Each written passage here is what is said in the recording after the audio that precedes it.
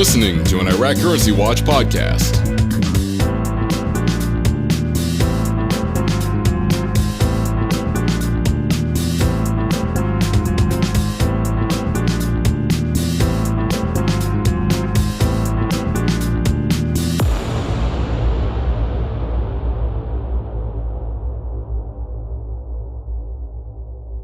Here's Marcus Curtis. My guest is well known in the Dinar community. He started a blog and gave himself the username Sam I Am after the classic Dr. Seuss book Green Eggs and Ham.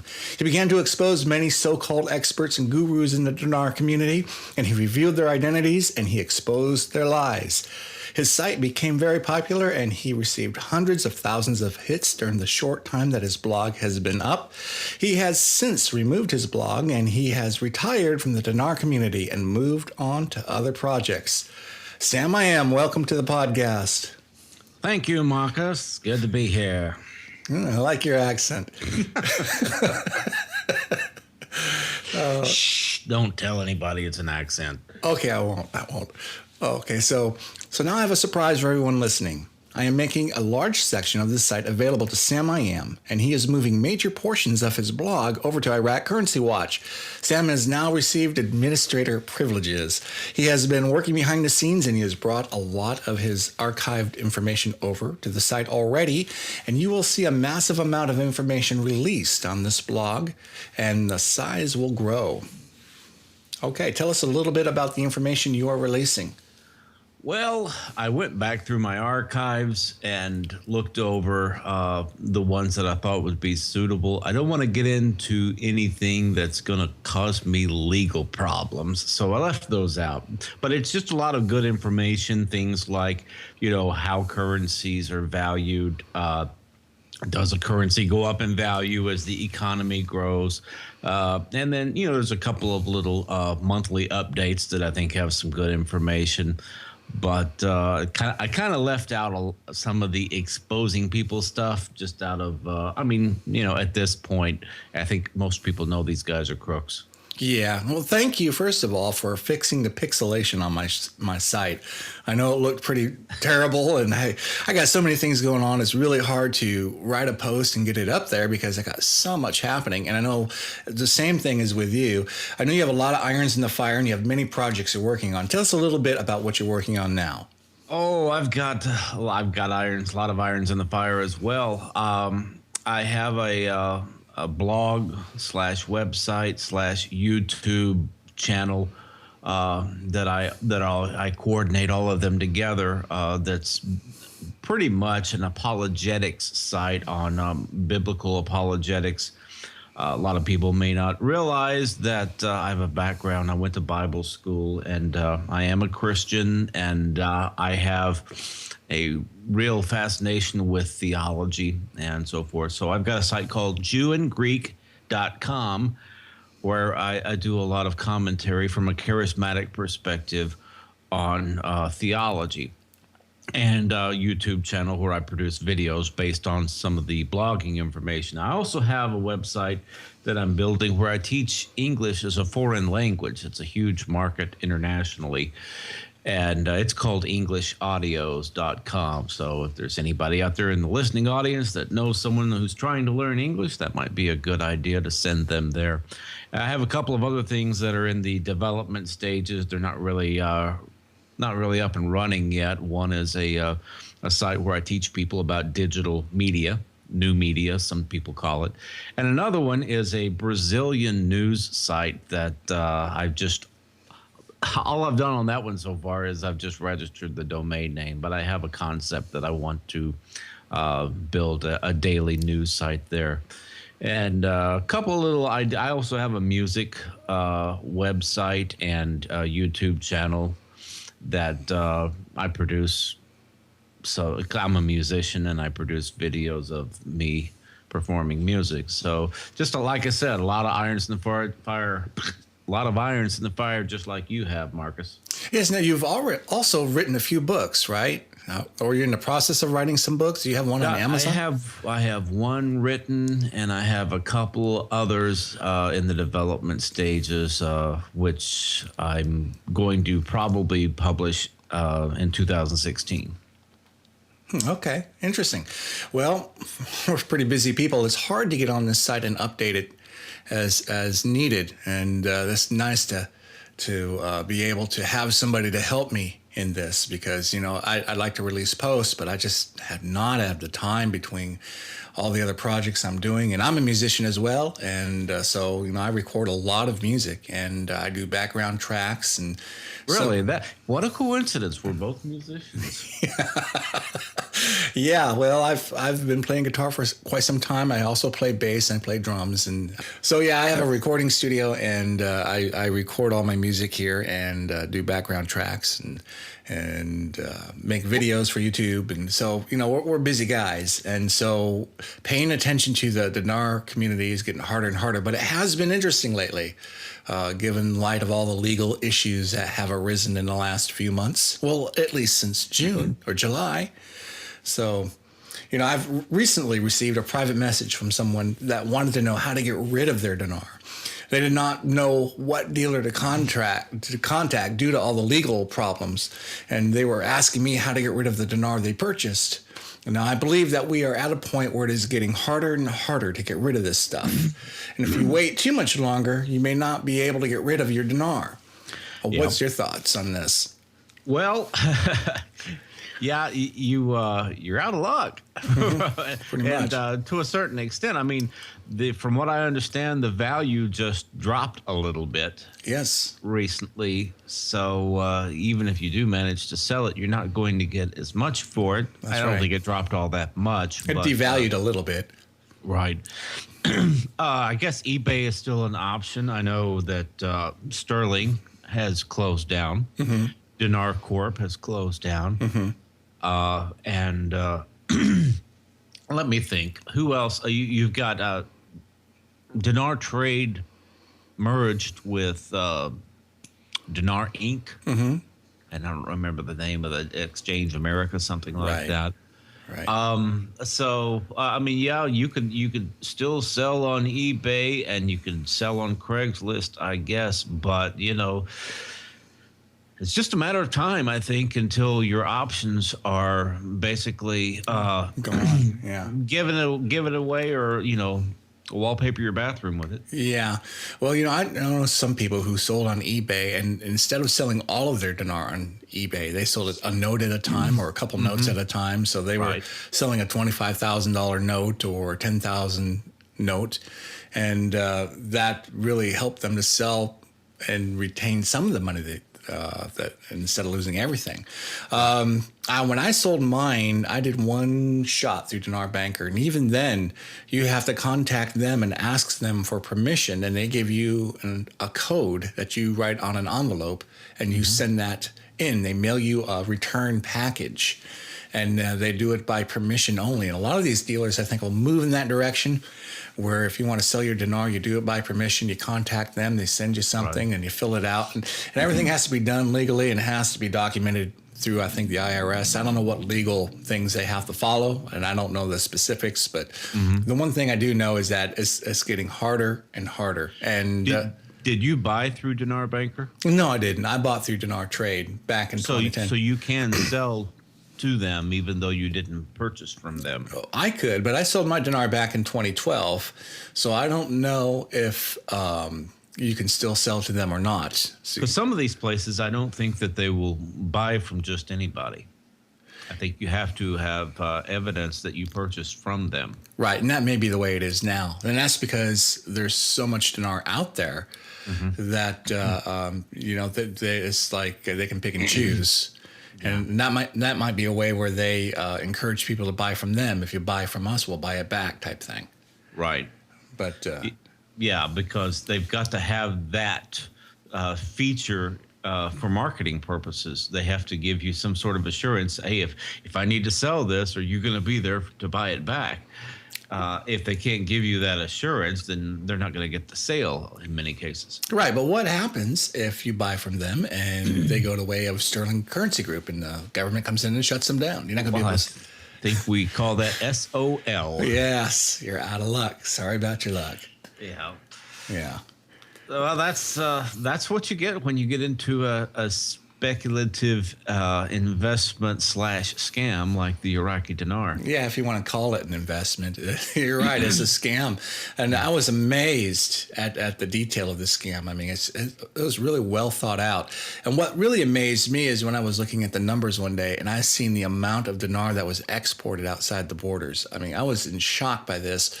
But basically what I did is there's a document available on the Equate website that you can download this document, and it basically shows you the amount of dinar and how it has grown. And so you go back to 2004 when the currency was released, 2003, 2004, and you follow it, and you can see how the currency supply has done nothing but grown since that time. Mm-hmm. In direct proportion to the amount of dinar that has been leaving the country. So as this dinar leaves the country, they have to replace it. And the other thing that happens is as the dinar leaves the country, the US dollars come in to replace the dinar that's leaving the country. So you're dealing with trillions and trillions of dinar that's just outside of Iraq's borders. And there's a lot. And billions of US dollars that are inside. Right. Well, they used to be. We don't know anymore because, they've been spending their reserves. A couple posts back, I put up how they evidence of how they spent their reserves. There was a couple official links I stuck in there. And so we don't know if the dinar is 100% covered still. So there's some information we don't know. And we also know that Iran has been fighting on behalf of Iraq, and there's been some things going on. There was an article I posted not too long ago, a couple posts back, that talked about how Iran imported $1 billion of U.S. currency, and they smuggled it in, and they smuggled it in across their borders, and some of it came from Iraq. So who knows what's going on with their reserves at this point, and how much is in there, and how much of the dinar is actually covered. I know that the currency supply is not growing the way it used to be, I think because people are beginning to wise up, and so the currency is not being exported like it used to be, and so they don't have to replace it like they used to replace it. Mm-hmm. So I think that that alone is slowing down the process. We'll be right back. You are listening to an Iraq Currency Watch podcast.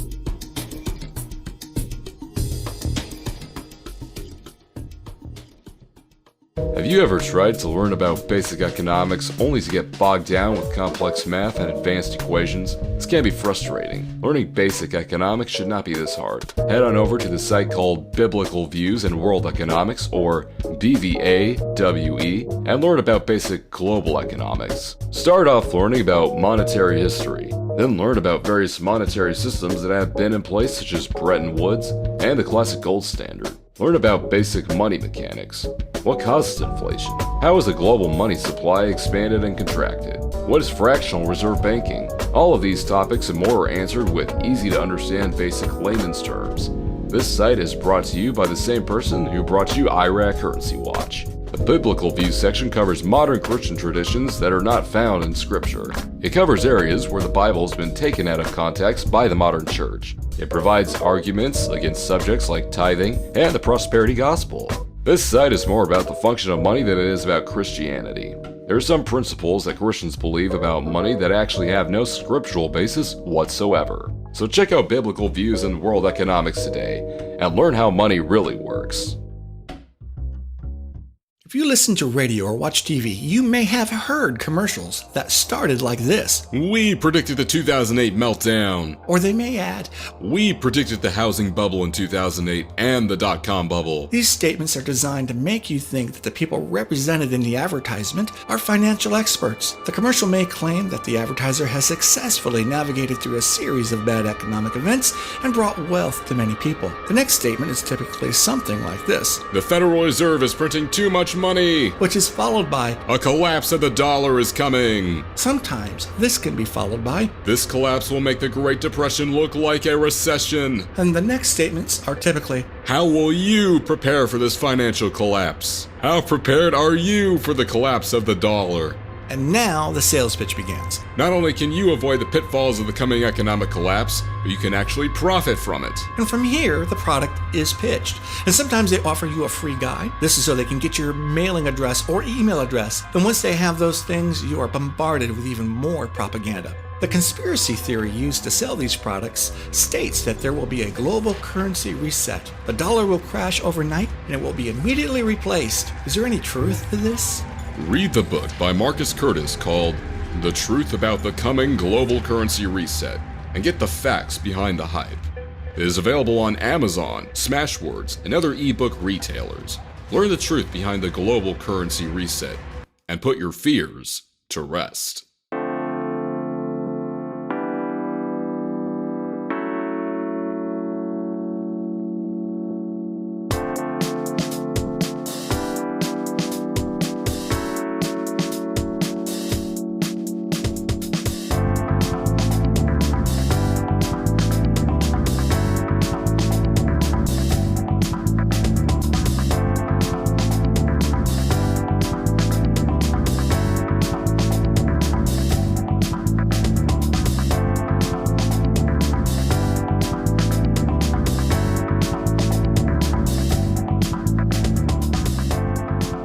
You're listening to an Iraq Currency Watch podcast. Here's Marcus Curtis and Sam I Am. Yeah, they've got a number of problems. They've got ISIS in their country. Mm-hmm. They've got a serious drop in oil prices. Yes. That's taking a hit on their oil revenues. Mm-hmm. And then they have the problem exporting dinar, which was their number 2 export. Yes. From what I understand. Yes, it was. To the tune of, so I calculated personally when I ran numbers, I calculated between $28 and $30 trillion conservatively has left that country and wound up in other nations. And what's interesting about this is America is not the only place this dinar went to. It went to third world countries too. Poor people bought it. It went to Portugal. And you look at all the people who come to this site. Now you have access to the people. It's like 114 countries come to Iraq Currency Watch for information about the dinar. And all these guys buy dinar. And that's interesting to me because, you know, Iraq has sold this stuff to everybody all over the globe. What's interesting to me is when they closed down sterling, or they went after sterling, they also went to Portugal and closed down a place down there. And I don't know if they're related or if they're not related, but... You mean Puerto Rico? I'm sorry, Puerto Rico. Yeah, you're right. You're right. Puerto Rico. Yeah, there's a place down there. It's interesting. We talked about this before because my blog is with Blogspot or Blogger. Right. And yours is with WordPress. And WordPress gives you better analytics. Yes, they do. Unless you go with Blogspot's upgrade or whatever, you get better analytics. So you can see all of the countries that access your blog. Mm-hmm. I can't see that in my analytics like you can. Yeah, according to my analytics, Malaysia is a big place for dinar sales. Yeah. And so you have all these third world countries that buy dinar. So you're not just talking about this money going to America. And there's a lot of poor people who have bought one 25,000 note or one 10K note, and that to them is a month's salary or maybe a week's salary. And that's sad. That's sad because you're ripping off the poor stuff, the poor, operating your scam just to get American dollars in your doorstep. And to me, that's like the lowest of the low. Yeah, but if you're Iraq and you're desperate, to get dollars in there, whether they're American dollars or currencies from other countries that they can convert to U.S. dollars. Mm-hmm. They're desperate for money over there to rebuild their economy, rebuild their reserves. You've been in the country for however many years, 20 years or more, that they were under Saddam's thumb as the dictator there, and they had war, they had I guess starvation to a certain extent during the embargo, or what was the other word that they used, the sanctions. The sanctions, right. So they can't be too, I guess, in their minds, they can't be too concerned about poor people in other countries because they have poor people in their country. Yeah. that they're trying to take care of. Yeah. Well, what's interesting to me is if you go back to when the sanctions took place, you see that this dinar event that we're seeing take place today actually already happened one time, and that's how we got the Swiss dinar. And people don't know the backstory behind the Swiss dinar, but when Saddam had these sanctions given to them, they had to figure out a way to get imports into their country. And so they used the dinar they had on hand to trade with neighboring nations, and Jordan was one of them. Mm-hmm. And they said, listen, we're going to give you this dinar, and we want certain imports to come in. And when the sanctions are lifted, this dinar is going to go back up in value, is basically what they told these countries. So all of these governments bought dinar, plus all these people bought dinar. Most of the dinar that went across the border during that time went to individuals. It did not go to the governments. And these people who were sheep herders and whatever they did, they purchased Iraqi dinar and stuffed it away because they thought it was going to revalue. Right. And this dinar was made by De La Rue in Switzerland. And so that's why it was named the Swiss dinar. Well, when time passed, Iraq needed more currency, so they turned to China. And China began to print currency, but it was cheap, and the ink ran, and it tore easy, and it was easy to counterfeit, and there was no security features on it. So Saddam imported all of this dinar from China and started using that currency. And in 1993, he closed the borders. It was in May. He closed the borders, and he did an exchange for 2 weeks, and where you could change the Swiss dinar for the new dinar. And he invalidated the Swiss dinar, but at the same time, he closed all the borders. So if you were in Jordan or if you were anywhere, you couldn't get into Iraq to exchange that Swiss dinar that you've had. Bummer. Yeah, so it was invalidated. So, they did it once, and maybe they've learned from that, So, so the interesting thing to me, because it's a good lesson in the way that fiat currency works, because Saddam would not let any country in to exchange the currency. 2 weeks later, it was null and void. It was not worth anything. And all the surrounding countries were pretty mad at Saddam. And you can actually go to 1993 and do a search on news articles and look at New York Times and LA Times, bring up news articles, and you can read about this. Mm-hmm. But what's interesting to me is that he also didn't allow the Kurds to trade in their dinar. And they had nothing left to use. And the only thing they had to use was a Swiss dinar. So they kept using it, even though it was invalidated. Yeah, that's hard to believe that a currency could retain its value even though it's officially been demonetized. Right, but this is the one case where that has happened.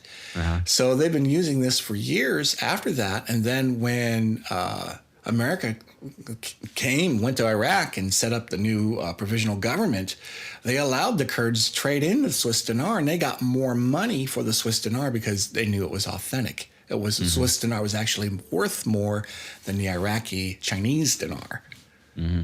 So yeah, but the bottom line on all of this is they did it once, and they can do it again. Exactly. They closed their borders during the currency exchange or the changeover to a new currency. They did that before. They can do it again, and that's one of the problems that you have in hard currency speculation.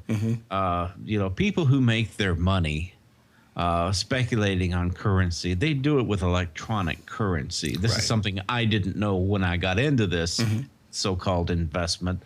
Is that really the only way you're going to make money with hard currency is with collectibles that have long been out of circulation and they're rare. Right, mnemonic value. I think is it mnemonic, numismatic, something like that. I can't remember the word. But yeah, they you can, if you had colonial script, I think you've talked about that before. That's kind of rare. It's been out of circulation for over 100 years. You could make money on something like that, but just buying the currency of a country that is currently in circulation and holding up onto it, that's like what do they call that, a fool's game. Right, pretty much. It's not a way, it's not a sound investment. You want to make money speculating on currency, get on Forex, pay somebody to teach you how to do this, and slowly learn and get more experience with it, with large leveraged purchases, and make money on the small fluctuations. But you're not going to buy an existing currency in circulation, hang on to it, and get rich. That's just crazy. It's crazy. And we didn't know that at the time. We got in at the perfect time, because when we got into the investment, so-called investment, it was right after the 2008 global meltdown. And a lot of people were pulling their money out of the stock market because it was uneasy. And people weren't putting their money into real estate because that was plunging too. So what do you put your money in? And a lot of people went to gold, and a lot of people went to silver. But there's a lot of people that didn't know where to put their money. And I was searching for a good place to put my money, and I came across foreign currency as a way of at least safeguarding it. And I was looking at the Canada's dollar, I was looking at Australia's dollar, and I was looking at a few other currencies. And then I stumbled across the Iraq forums, and I didn't know anything about investing. I was about as green could be. And I thought, well, this looks promising. Little did I know what a scam it actually was.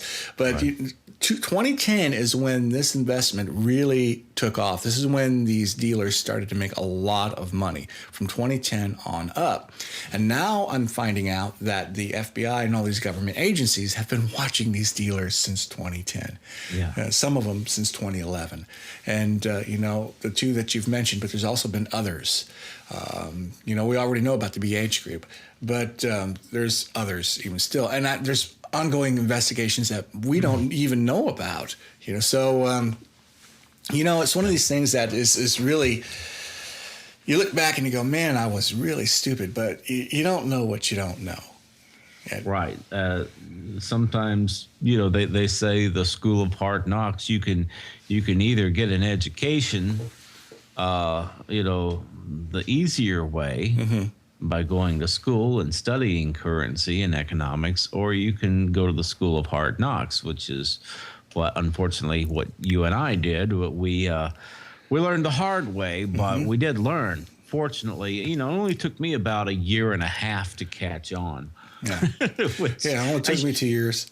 It should only take you a few weeks of hearing, any day now, we're gonna have an RV on Friday and cash in on Monday, or cash in on Monday, or RV Monday, cash in Tuesday, whatever. You heard it every week, right? Week after week after week. You ought to catch on in a month or two, but it took me a year and a half because I was listening to people, and I didn't know anything about this. I didn't know anything about currency speculation, and so I was just looking for people who sounded like they knew what they were talking about. Right. And those people kept saying, "Well, we got to regroup and open a new RV window." Right. Well, to be fair, I've never listened to those. I never listened to those guys anyway. I mean, I basically looked at other factors, and I took things at face value without investigating it, and I was also guilty of inductive reasoning. And I think a lot of people who are still in the Dinar community do the same thing. Inductive reasoning is where you want something to be true, and you look for reasons or facts why it is true, and it prevents you from seeing the evidence that doesn't support what you want. And so you only look for the evidence that supports your conclusion, inductive reasoning. I think they call that confirmation bias. Yeah, a lot of people have done that. I've done that.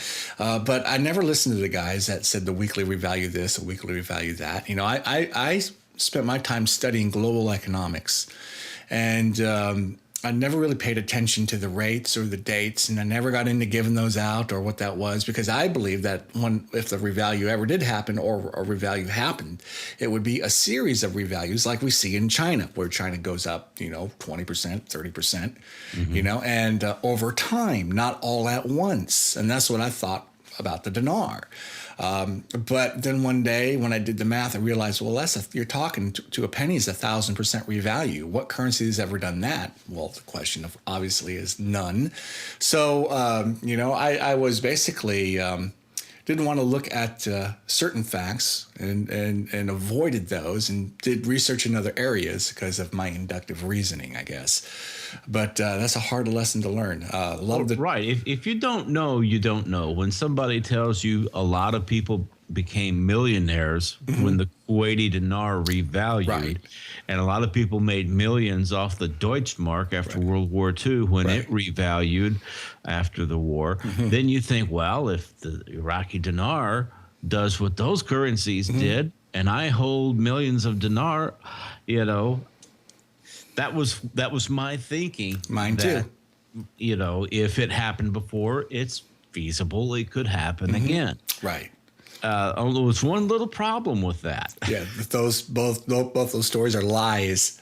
Exactly. Yeah, and I didn't realize that at the time as well. I seen, I did look at the Kuwaiti dinar going down in value and going back up in value, but I didn't realize that it wasn't a central bank thing at the time. I realized, I said, well, it did go down in value, go up in value, so it must be true. I never did the research on it.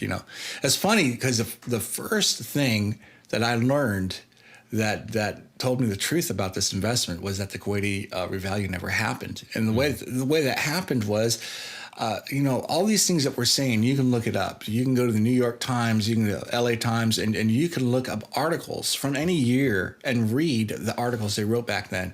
So I started reading articles from the year 1991, and all I did was do keyword searches on Kuwait in 1991. And it brought up all these articles about the Kuwaiti dinar and how Saddam ran off with a bunch of Kuwaiti dinar and how Saddam even invalidated the Kuwaiti dinar. A lot of people don't know that he invalidated it. And then when I read through all of these articles and I learned that the Kuwaiti revalue, quote unquote, never happened, that really shocked me because that was the one thing that made me purchase this currency. So, and then the whole thing began to unravel at that point. But that was my lights coming on moment. Right. My eureka moment was when I researched the definition of redenomination. And I saw that sometimes it's referred to as cutting the zeros. Right. And I said, wow, that's what they're saying at the CBI, that they're going to delete the zeros or cut the zeros. Right. And I said, if that's, because I'd been told they're not going to lop. There's no way they're going to lop. They're too rich, And so I thought, okay, they're not going to lop. And everybody was saying, well, removing the zeros just talks, that's just talking about taking the large 3-0 notes out of circulation and then revaluing the currency and issuing the lower denoms. Right. So that's what I was that's the way I was interpreting all these delete the zeros articles. And then when I read the definition of redenomination, it's sometimes called cutting the zeros, removing the zeros, deleting the zeros or whatever. I went, I've been lied to. Yep. Well, the Kuwaiti dinar got me, but the other thing that got me was some of the press that came out of Iraq at the time, in 2010 I'm talking, because they would say that they're going to revalue their currency. Well, there it is, straight from the horse's mouth. But they meant redenominate the currency. I think they were using that language purposely so they could export more dinar and import more U.S. dollars. But the burden of proof is on me for that. But I really do believe that you're such a suspicious guy. I am, but what's interesting is that in August I got into a debate with Dustin Hayes, and I'll say thank God for Dustin Hayes. But I went back to those articles I've read in February. Who is Dustin Hayes? Dustin Hayes was a guy that was in Dinar Vets, and he would argue with people against the investment. And so I began to talk to him about a few things. And there's some things I figured out in my study of global economics. I knew, for example, that oil would not be sold in dinar. And so we got into this debate, and he talked about how oil's not going to be sold in dinar. And I agreed with him, but that doesn't mean that Iraq's oil sales is not going to have an effect on the economy, even though it's not sold in dinar. And so we got into this debate, and I went back to the articles I saved in February where Maliki was saying himself that we're going to revalue the currency by the end of 2010. And this is what caused me to go all in on it. Because, if the leader of the government is saying they're going to revalue the currency, right. And you're looking at a Kuwaiti dinar, what more proof do you need, So when I went back, every article that I had referenced, and there's been about 4 or 5 of them, every article that I had that said that was removed from the internet. I could not find it anywhere. They were all gone. I thought, uh-oh. Then I got onto a Forex trading site. And that Forex trading site said that Iraq has announced they're going to revalue the currency. And so when I looked at that link, it was changed. And it said that Iraq has announced they're going to redenominate the currency. And I thought, oh, no. So that's when I got a sinking feeling in my stomach, and my debate didn't go very well. But then I knew right then and there, Dustin taught me an important thing. And what he taught me was whatever you say to people or whatever you debate with people, you better make sure you have your facts straight, number one. Number two, provide evidence, provide official links. Link to geologic sites if you're talking about minerals. If you're talking about gold, go to the geologic survey sites run by the government and that have the official numbers. Find official numbers. When you debate somebody or when you're looking for the truth, find those official numbers and use the links for those official numbers so that people know. Because if you're just saying something off the top of your head, that's just you saying it. But if you're saying something and you have 20 links to back up the thing that you say, it's not just you saying this anymore. It becomes a bunch of professional people that's backing up the statements that you're making. But one of the problems that you run into when you provide all of these links, because I gave people lots of links on my blog, and you know what the reaction from people is? Right. It's all smoke. Right. It's all smoke. They resort to this conspiracy mentality because if you go by the facts are clear. Right. That there's not going to be this big revaluation. There's, that their economy would be destroyed, that it's, unprecedented in economic history.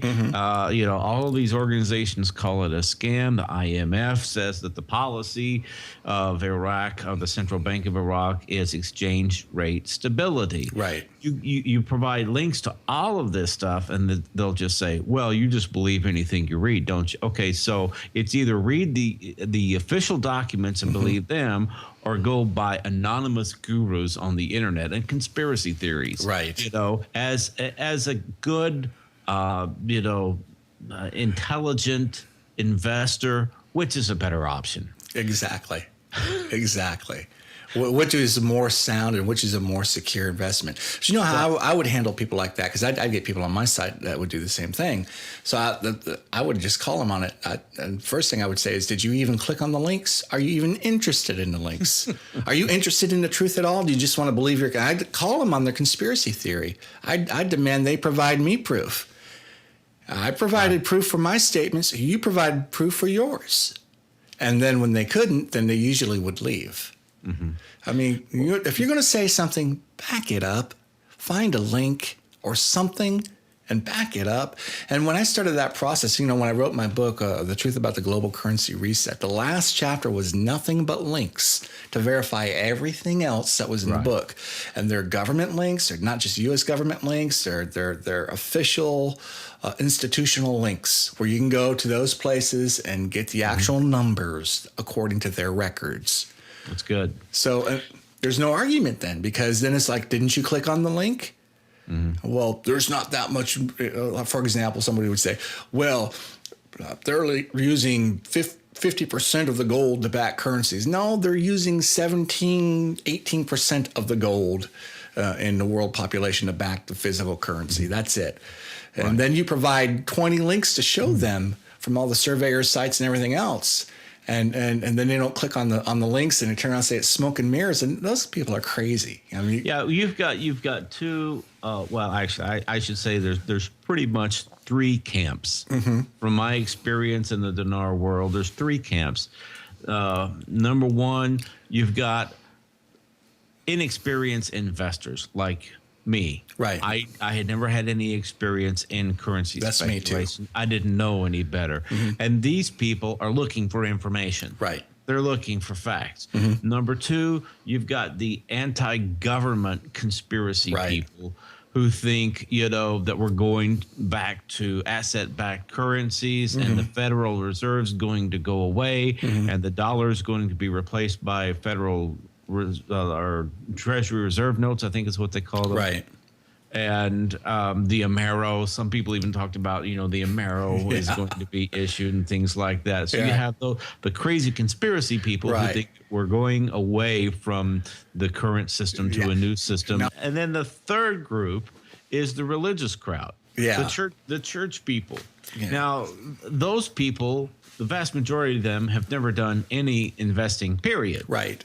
Let alone currency speculation. And they're not going by information. They're going by what their guru says, by what their, Bible thumping, anonymous guru or whatever. Right. So facts don't mean anything to those people because they're caught up into, a lot of scriptures from the Bible they're taken out of context. Right. But there's a way to approach those people. And there's a way, because these people believe what they believe because of a misuse of biblical prophecy that was using scripture that was taken out of context to mean something it was never meant to mean. And so the way you approach those guys is you address it on a scriptural level. You don't address it on an economics level. And I've actually had success in that. Well, good for you. I never had much success. I tried that, but what I'm saying is that the two camps, the anti-government patriot groups, whatever you want to call them, they don't care about facts because if we're going over to another currency, the government's not going to tell us what they're going to do. So it's all smoke. And then the third group, they have no background with investing. The numbers don't mean anything to them because they can, some of these people can't do advanced math or and I don't mean to be belittling or anything, but I think a lot of these people they have no experience and they're just putting all their trust in what somebody is telling them. So the only group that really cares about numbers and facts is the first group. And I think at this point all of those people have been weeded out. Yeah, you would think, but I still get emails. I get private messages from people on this site that tell me they're going to sell their dinar all the time, and people who have said, okay, we don't believe in this investment anymore, and we've followed you since 2013 or 2012, and I've got one the other day from somebody who said he's followed me this whole time and said he's ready to sell his currency. He's ready to get out. So there are people, and then I get emails that say, my friends were talking to me about the dinar, and they were really pressuring me to buy dinar. So I looked on the internet and I found your site. Thank you for putting your site up. And those are actually the things that have kept me going.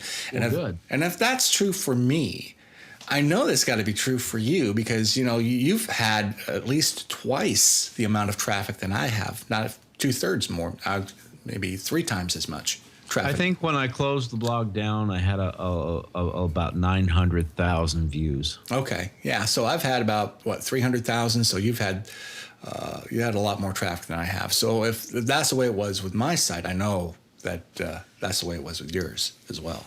So this is a production of Iraq Currency Watch. Any views expressed by guests of this show may not reflect the views of Iraq Currency Watch or the host. The views expressed by the host are opinions reached after countless hours of research and years of exposure to the dinar community. We ask that everyone do their own research regarding any investment, including the dinar. Thank you for listening to this podcast from Iraq Currency Watch.